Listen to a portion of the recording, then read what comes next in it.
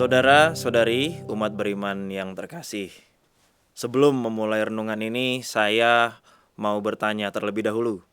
Sudahkah kita berdoa hari ini? Syukur kepada Allah jika relasi dengan Tuhan yang kita bangun lewat doa senantiasa kita hidupi sampai detik ini. Sebagai orang beriman, tentulah kita perlu hidup dalam doa dan kerja, sehingga apa yang kita harapkan atau kita intensikan dalam doa-doa kita menjadi dorongan yang magis untuk membuahkan karya-karya baik dalam setiap tugas dan tanggung jawab yang kita lakukan.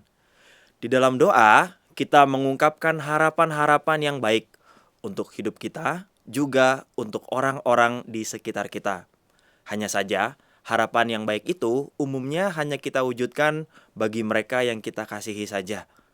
Kita mungkin lebih mudah untuk melakukan yang baik pada mereka yang dekat dengan kita, mereka yang pernah berjasa dalam hidup kita, atau mungkin juga bagi mereka yang membawa keuntungan bagi kita. Tampaknya akan sangat sulit jika kita mendoakan semua orang, lebih lagi membawa dalam doa mereka yang telah tidak setia pada kita, atau bahkan pernah menyakiti kita. Dalam sebuah kesempatan, saya pribadi juga pernah berada dalam situasi yang sulit dan kurang menguntungkan. Berhadapan dengan pribadi yang tidak mudah dan berulang kali tidak dihargai, dan bahkan juga saat itu berada jauh dari teman-teman serta keluarga. Dalam situasi yang sulit itu, tentu saya pun jadi sulit berdoa. Mengapa sulit? Karena saya berdoa hanya untuk kesembuhan saya sendiri. Saya lupa bahwa orang lain juga perlu saya bawa dalam doa. Pada awalnya, berat sekali rasanya membawa mereka yang menyakiti hati dalam doa.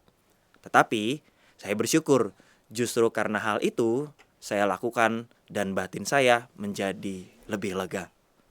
Diri saya merasa jauh lebih baik meskipun situasi sekitar masih dalam situasi yang sama. Tetapi bawah batin ini merasa jauh lebih baik merupakan kemajuan rohani yang membuat saya tetap sehat sampai sekarang. Saudara dan saudari yang terkasih, Rasul Paulus dalam suasana duka juga tetap mengucapkan harapan-harapan yang baik. Saat hendak berpisah dengan para penatua di Efesus, harapan yang baik itu juga merupakan doa yang menunjukkan kemendalaman relasinya dengan Allah melalui karya yang dilakukan bersama para penatua dan jemaat kala itu. Harapan dan doa yang baik juga akan semakin jelas kita dengarkan dalam bacaan Injil esok hari, di mana Yesus berdoa pada Bapa, dan dalam doa itu ia mengharapkan agar para murid bersatu, sebagaimana Yesus sendiri dan Bapa adalah satu. Kesatuan para murid sebagai pengikut Kristus merupakan identitas yang memancarkan kasih Kristus kepada dunia, yang telah lebih dahulu terwujud dalam hidup dan karya Yesus Kristus. Hidup dan karya yang baik akan menghancurkan niat-niat yang buruk yang mencoba untuk menghalanginya. Seburuk apapun situasi sekitar kita, sedalam apapun luka hati yang kita rasakan, dan mungkin sesedih apapun perasaan yang kita alami dalam situasi yang tak menyenangkan, rahmat kebaikan dari Tuhan pasti bekerja, asalkan kita mau kembali membawa Tuhan dalam setiap harapan dan doa-doa kita.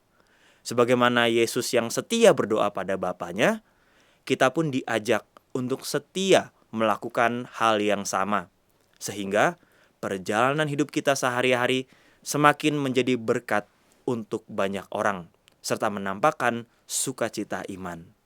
Semoga Tuhan memberkati.